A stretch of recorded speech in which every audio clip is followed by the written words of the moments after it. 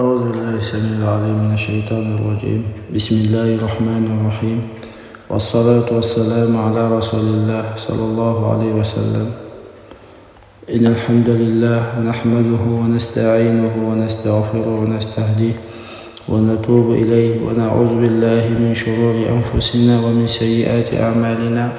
من يهد الله فلا مضل له ومن يضلل فلا هادي له، وأشهد أن لا إله إلا الله وحده لا شريك له، وأشهد أن محمدا عبده ورسوله. يا أيها الذين آمنوا اتقوا الله حق تقاته ولا تموتن إلا وأنتم مسلمون. يا أيها الناس اتقوا ربكم الذي خلقكم من نفس واحدة وخلق منها زوجها وبث منهما رجالا كثيرا ونساء، واتقوا الله الذي تساءلون به والأرحام إن الله كان عليكم رقيبا. يا أيها الذين آمنوا اتقوا الله وقولوا قولا سديدا يصلح لكم أعمالكم ويغفر لكم ذنوبكم، ومن يطع الله ورسوله فقد فاز فوزا عظيما. وبعد، فإن أصدق الحديث كتاب الله، خير الهدي هدي نبينا محمد صلى الله عليه وسلم، وشر الأمور محدثاتها وكل محدثة بدعة وكل بدعة ضلالة وكل ضلالة في النار. أما بعد. Alhamdulillah Rabbil Alamin, les louanges reviennent à Allah subhanahu wa ta'ala, le digne de louange, de glorification. Nous cherchons refuge auprès d'Allah contre le mal de nos actions et le mal de nos âmes. Celui qu'Allah guide, nul ne peut l'égarer, celui qui l'égare, nul ne peut le guider. J'atteste qu'il n'y a de Dieu qui mérite d'être adoré excepté Allah subhanahu wa ta'ala, et j'atteste que Mohammed alayhi salam est son noble serviteur et son envoyé. Alhamdulillah, très chers frères et sœurs, à la fois, la meilleure des paroles est la parole d'Allah subhanahu wa ta'ala, le Coran. La meilleure des voix est la voix de son prophète Mohammed alayhi salam. La pire des choses en matière de religion sont les nouvelles choses apportées dans la religion, dans l'adoration particulièrement, et ces choses sont considérées comme des innovations, et toute innovation mène à l'enfer. On demande de nous préserver de l'enfer et des innovations. Alhamdulillah, aujourd'hui, nous avons rendez-vous avec le hadith qui est rapporté par Anas radiallahu anhu. عن أنس رضي الله عنه عن النبي صلى الله عليه وسلم قال: ثلاثة من كن فيه وجد حلاوة الإيمان، أن يكون الله ورسوله أحب إليه مما سواهما، وأن يحب المرء لا يحبه إلا لله، وأن يكره أن يعود في الكفر كما يكره أن يقذف في النار. رواه البخاري. Dans ce hadith de Anas radiallahu anhu, le prophète alayhi salatu wassalam dit: trois vertus, celui qui les possède goûtera à la douceur de la foi. Trois vertus, celui qui les possède goûtera à la douceur de la foi. Aimer Allah et son messager plus que tout. Aimer Allah et son messager plus que tout.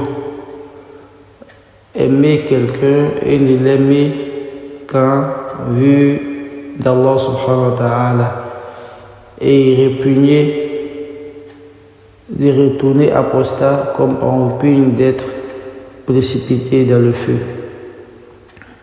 Rapporté par l'imam Bukhari. Le prophète, dans ce hadith, le prophète alayhi salam nous met à l'évidence trois états, trois vertus que celui qui les possédera, celui qui fera l'effort de les appliquer, et dit cette personne-là goûtera à la douceur de la foi. Et de par ces propos, on a la confirmation que la foi a un goût, a une saveur.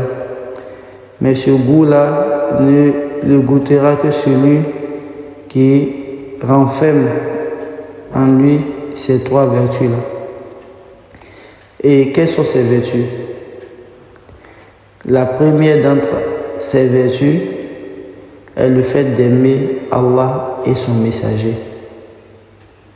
Le fait d'aimer Allah et son messager. Et nous avons vu dans le hadith précédent que le prophète Mohammed a dit: la foi du musulman ne sera pas complète lorsqu'il ne va pas aimer le prophète plus que lui-même, plus que sa famille et ses enfants. Et donc, celui qui aimera Allah, celui qui aimera le messager, aura atteint la première vertu. Et Allah subhanahu wa ta'ala aussi nous dit dans le Saint-Coran, il dit: وَالَّذِينَ آمَنُوا أَشَدُّ حُبًّا لِلَّهِ. وَالَّذِينَ آمَنُوا أَشَدُّ حُبًّا لِلَّهِ. Il dit: ceux qui sont croyants, eux là, ils ont un amour ardent pour Allah subhanahu wa ta'ala. Par contre, ceux qui n'ont pas foi en Allah subhanahu wa ta'ala, ils ont un amour pour leur idole plus qu'Allah subhanahu wa ta'ala. Eux, ils aiment des choses qui sont en dehors d'Allah subhanahu wa ta'ala. Ça, c'est ceux qui ne sont pas croyants. Quand on parle d'une star qui arrive, il est capable de passer toute une journée arrêté, faire la file d'attente pour pouvoir assister au concert de ce dernier ou de cette dernière-là. Mais il n'est pas capable de faire 5 minutes dans la mosquée pour donner le droit d'Allah subhanahu wa ta'ala. Cette personne-là aime autre chose plus qu'Allah subhanahu wa ta'ala. Ça, ce n'est pas le comportement du croyant. Le croyant doit avoir un amour ardent pour Allah subhanahu wa ta'ala. Et on a eu à signifier que l'amour, c'est le fait que celui qui aime prête attention, est disponible, obéit à la personne ou à l'être qu'il aime. C'est ça qu'on appelle l'amour. Et le musulman, le croyant, doit aimer Allah ainsi et doit aimer son messager ainsi. Car le fait d'aimer son messager plus que tout au monde, cela montrera que notre foi est parfaite. Ça, c'est la première vertu. La seconde, le prophète il dit que l'homme n'aime son prochain que pour plaire à Allah subhanahu wa ta'ala. Si tu dois aimer quelqu'un, il faut l'aimer à Allah subhanahu wa ta'ala. Le fait d'aimer quelqu'un à Allah subhanahu wa ta'ala fait partie des vertus qui poussent l'homme à bénéficier, à savourer la foi, comme l'a dit le prophète Mohammed sallallahu alayhi wa sallam. Et l'amour fraternel en vue d'Allah subhanahu wa ta'ala nous accorde un privilège le jour de Yom al-Qiyamah. Comme vous le savez dans ce hadith-là, des 7 personnes qui seront sous l'ombre d'Allah subhanahu wa ta'ala, on a des personnes qui se sont aimées à Allah et qui se sont séparées à Allah. C'est-à-dire, dans le dunya, il a aimé le frère que pour Allah subhanahu wa ta'ala, pas pour autre chose. Ils se sont rencontrés dans les séminaires, dans les conférences, dans les assises, et il a aimé à Allah subhanahu wa ta'ala. Ils ont échangé le contact, ils sont devenus des frères, une famille, ils se font des ziyaras, ils se soutiennent, ils se prennent les nouvelles les uns des autres, les unes des autres. Ils se conseillent mutuellement, ils s'aident à se réformer. Et ils font tout cela, pas pour un intérêt mondain, que pour Allah subhanahu wa ta'ala. Ils se soutiennent, ils sont dans le militantisme ensemble. Ils ne se trahissent pas, ils ne se mentent pas. Ils sont loyaux les uns envers les autres, les unes envers les autres.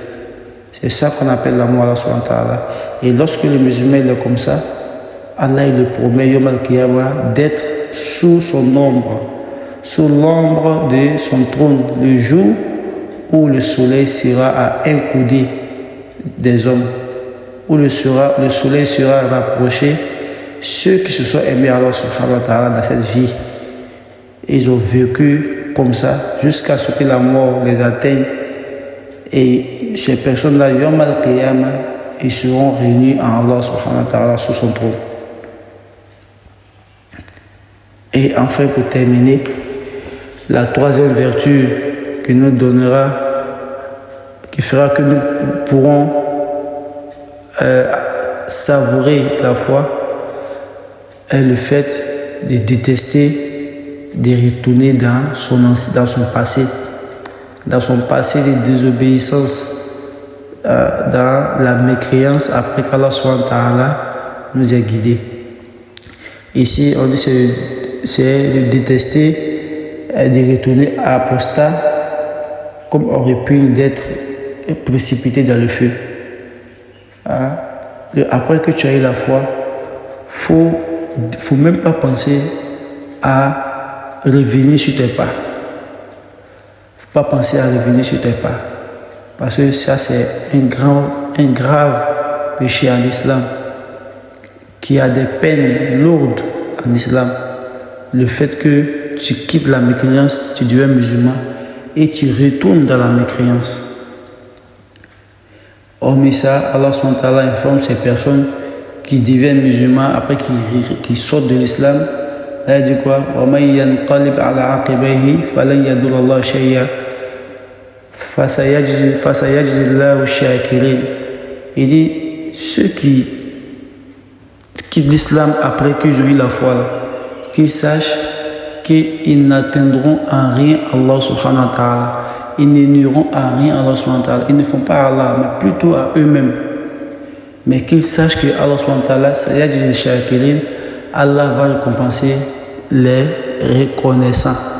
Ceux qui étaient à quelques pas de l'enfer. Wa kuntum ala shafa hufratin minan nari fa anqadhakum minha. Dans votre mécréance, vous étiez à quelques pas de l'enfer. Allah vous a sauvé de cet enfer-là par son message, par l'envoi de son messager Mohammed sallallahu alayhi wa sallam, par l'islam. Vous avez reçu la foi, vous avez eu des enseignements. Il vous a sauvé par l'islam. Mais si après tout ce bien qu'Allah t'a accordé, tu n'es pas reconnaissant, sache que ça ne va pas nuire, ça ne va rien faire à Allah subhanahu wa ta'ala. Comme on a dit dans les hadiths, si tout le monde était pieux, la piété de tout le monde va rien augmenter à la royauté d'Allah subhanahu wa ta'ala. Si tout le monde était impie, était pervers, cela ne va rien enlever dans la royauté d'Allah subhanahu wa ta'ala. Allah, il est le roi qui n'a pas besoin de ses serviteurs. Il s'en passe de l'univers. Allah, il s'en passe de l'univers. Donc, le fait de retourner à la mécréance après la foi est un grand péché. On doit se nous préserver de ce comportement. Et aussi, il y a ce volet-là, être mécréant, devenir musulman, et après retourner à la mécréance. Aussi, même au sein des musulmans, tu étais tu avais un passé de désobéissance. Tu étais loin d'Allah subhanahu wa ta'ala. Par sa permission, par sa miséricorde, tu es revenu vers lui. Tu as compris le but de ton existence. Tu as commencé à pratiquer la religion. Tu as commencé à t'investir, à apprendre la science. Tu as commencé à mettre en application les enseignements de son prophète Mohammed sallallahu alayhi wa sallam. Et après cela, après toute cette grâce-là, Allah t'a fait sortir des ténèbres, de la désobéissance, du péché. Après cela, tu te permets de retourner encore dans ces ténèbres-là. C'est considérer que tu n'as pas été reconnaissant envers la grâce d'Allah subhanahu wa ta'ala, qui t'a donné une chance de pouvoir te ressaisir. Et tu l'as laissé. Et tu retournes dans cette obéissance-là. Donc cette personne-là est considérée aussi comme quelqu'un qui a réfugié l'ordre d'Allah subhanahu wa ta'ala. Il a rejeté la foi. Et Rasul nous dit, il dit ce comportement-là de retour dans le péché, dans la mécréance, il dit on doit détester cela. On ne doit même pas avoir ça à l'esprit. Il dit on doit détester cela comme on déteste qu'on nous jette dans le feu. Qui aimerait être jeté dans le feu? Personne. Quand on voit le feu quelque part, on change de route. Il dit c'est comme ça. Il faut qu'on déteste ce comportement de retourner dans notre ancienne vie, dans nos anciennes croyances, dans la mécréance, comme on déteste qu'on nous jette dans le feu. Donc pour récapituler cette partie-là, aujourd'hui nous avons vu 3 vertus que si le musulman, la musulmane fait l'effort de cultiver cela en lui ou en elle, il pourra savourer ce que c'est que la foi. Rasoul nous informe que la foi, là, ça a un goût. Si tu veux goûter à la douceur de la foi, alors fais l'effort d'appliquer ces 3 vertus. La première, aime ton Seigneur, Allah subhanahu wa ta'ala, que tout au monde. Mets ses ordres, place ses ordres au devant de tout. Ses interdits, délaisse-les. C'est ce qui va montrer que tu l'aimes, Allah subhanahu wa ta'ala. Aime celui qu'il a envoyé comme miséricorde pour toi et pour toute l'humanité, Mohammed sallallahu alayhi wa sallam. Aime celui-là qu'Allah subhanahu wa ta'ala a aimé, qu'il a demandé aux anges d'aimer et qu'il a demandé aux musulmans, aux croyants d'aimer, Mohammed sallallahu alayhi wa sallam, que tout au monde. Ça c'est la première vertu. Aimer Allah et son messager, que tout au monde. La deuxième des vertus, aimer son frère, aimer sa soeur, aimer quelqu'un que pour Dieu, que pour Allah subhanahu wa ta'ala. Ne pas l'aimer pour son argent, ne pas l'aimer pour sa beauté, ne pas l'aimer pour son affinité. Non, non, non. Tu l'aimes que pour Allah.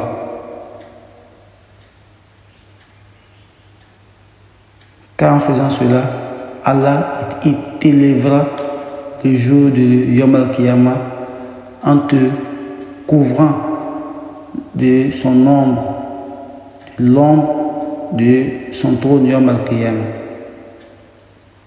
Enfin,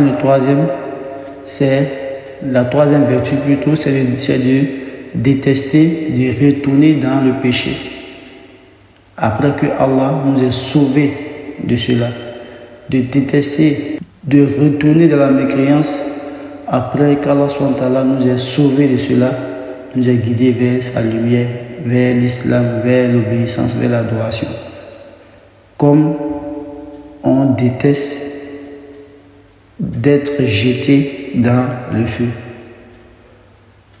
En appliquant ces 3 vertus, cela sera cause pour que nous puissions savourer notre foi.